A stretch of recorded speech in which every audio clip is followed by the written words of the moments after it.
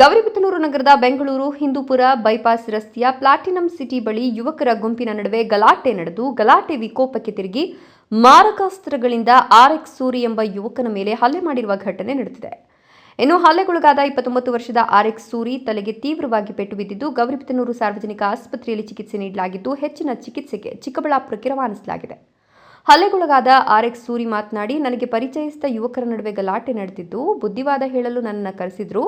Platinum city ಬಳಿ ಮಾತನಾಡುವ ವೇಳೆ ಏಕಾಏಕಿಯಾಗಿ ಸುಮಾರು 10ಕ್ಕೂ ಹೆಚ್ಚು ಯುವಕರ ಗುಂಪು ನನ್ನ ಮೇಲೆ ದಾಳಿ ನಡೆಸಿ ಹಲ್ಲೆ ಮಾಡಿದ್ದಾರೆ. ಆಗ ನನ್ನ ತಲೆಗೆ ತೀವ್ರವಾದ ಪೆಟ್ಟು ಬಿದ್ದಿದೆ ಅಂತ ತಿಳಿಸಿದ್ದಾನೆ.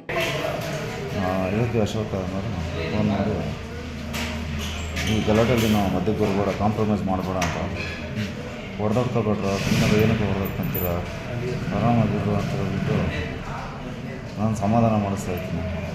ಸರಿ ಆಯಿತು, ಇಲ್ಲಿದೆ ಬಾಸಿಗೂ ಅಂತಲ್ಲ.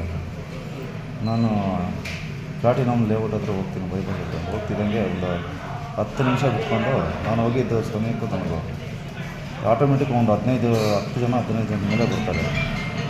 ರಬಲ್ಲು ಮತ್ತು LT ಅಶೋಕ ಇವರೆಲ್ಲ ಟೂಲ್ಸ್ಗಳೆಲ್ಲ ತೆಗೆದುಬಿಟ್ಟು ಏಕ್ಡಮ್ ಅಟ್ಯಾಕ್ ಮಾಡ್ತಾರೆ. ಗೌರಿಬಿದನೂರು ನಗರದಲ್ಲಿ ಇತ್ತೀಚಿನ ದಿನಗಳಲ್ಲಿ ಹಲವು ಯುವಕರ ಗುಂಪುಗಳು ರಾತ್ರಿ ವೇಳೆ ಮದ್ಯದ ನಶೆಯಲ್ಲಿ ತೇಲಾಡಿ ಸಾರ್ವಜನಿಕ ಸ್ಥಳಗಳಲ್ಲಿ ಗಲಾಟೆ ನಡೆದಿದ್ದು ಇವರಿಗೆ ಪೊಲೀಸ್ ಇಲಾಖೆ ಸೇರಿದಂತೆ ಕಾನೂನಿನ ಭಯವೇ ಇಲ್ಲದಂತಾಗಿದೆ. ಇಂಥವರ ವಿರುದ್ಧ ಸಂಬಂಧಪಟ್ಟ ಪೊಲೀಸ್ ಇಲಾಖೆ ಗಮನಹರಿಸಿ ಕ್ರಮ ತೆಗೆದುಕೊಳ್ಳಬೇಕು ಅಂತ ಸಾರ್ವಜನಿಕರು ಆಗ್ರಹಿಸಿದ್ದಾರೆ. ಘಟನೆಗೆ ಸಂಬಂಧಿಸಿದಂತೆ ಸ್ಥಳಕ್ಕೆ ವೃತ್ತ ನಿರೀಕ್ಷಕ ಅಂಜನ್ ಕುಮಾರ್, ನಗರ ಠಾಣೆಯ PSI ವರಲಕ್ಷ್ಮಿ, ಅಪರಾಧ ವಿಭಾಗದ PSI ಲಲಿತಮ್ಮ ಹಾಗೂ ಸಿಬ್ಬಂದಿಗಳು ಭೇಟಿ ನೀಡಿ ಮುಂದಿನ ಕ್ರಮ ಕೈಗೊಂಡಿದ್ದಾರೆ. ಪ್ರದೀಪ್, ಈ ನ್ಯೂಸ್ ಟಿವಿ, ಗೌರಿಬಿದನೂರು.